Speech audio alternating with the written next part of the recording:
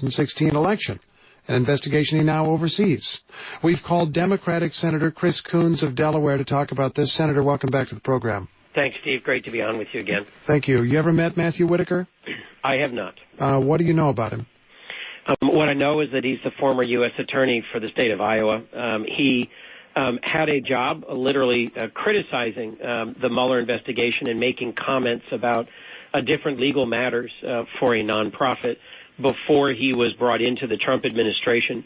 As you mentioned just a year ago in public interviews on CNN, he was hypothesizing about how the president might fire the Attorney General, avoid the succession process within the Department of Justice, which would have led Rod Rosenstein to be the acting Attorney General, appoint someone political like Matt Whitaker, and then that person who now controls the budget of the special counsel could gradually squeeze or close or shut down Bob Mueller's investigation. I guess we should note that we do not know that that is Whitaker's intent now that Correct. he really has the job, but you are correctly saying what he did say. What do you assume the president's objective would be in firing Jeff Sessions right now?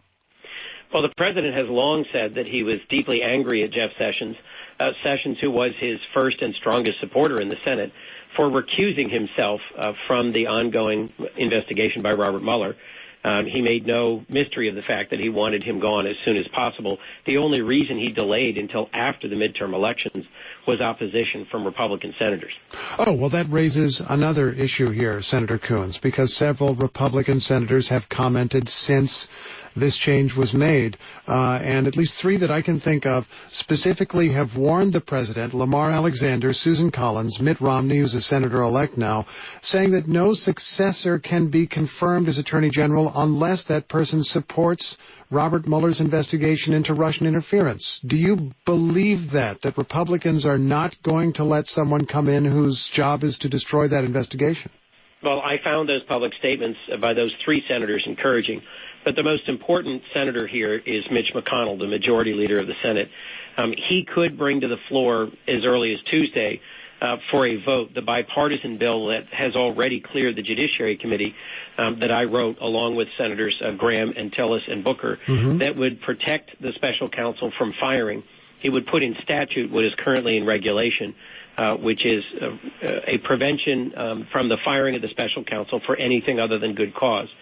There's other steps we can and should take if those senators want to join with others of us in demanding that Whitaker come before the Judiciary Committee during his tenure as the acting Attorney General and confirm what he's doing in terms of oversight of the special counsel investigation. That'd be a constructive step two.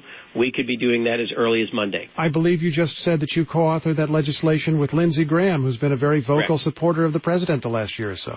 Correct. It's my hope that Senator Graham will continue to support the legislation that we both worked so hard on over the last year.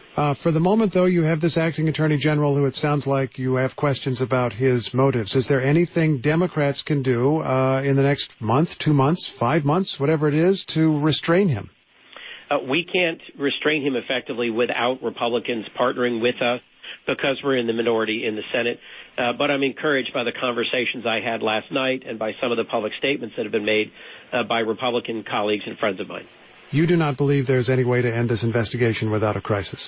Correct. Robert Mueller has to complete this investigation to its logical conclusions. That is in the best interest of the rule of law. It's in the best interest of the president. If he's innocent, he should start acting like it and stop trying to interfere with Robert Mueller's investigation. Senator Coons, thanks so much. Really appreciate it. Thank you. Senator Chris Coons of Delaware. This midterm season, nearly 400 LGBTQ candidates